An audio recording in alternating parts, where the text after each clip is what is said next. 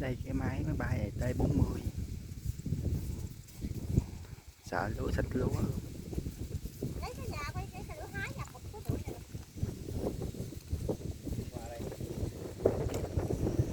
Trên xịt lúa rồi có xạ không hay gì? Xịt lúa rồi có xạ luôn không? Dạ.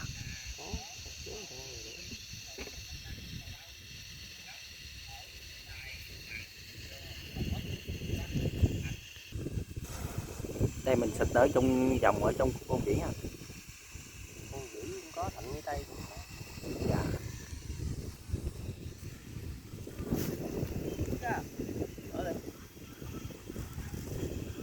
Rồi. Đẹp mấy cái lòng tiếp ra.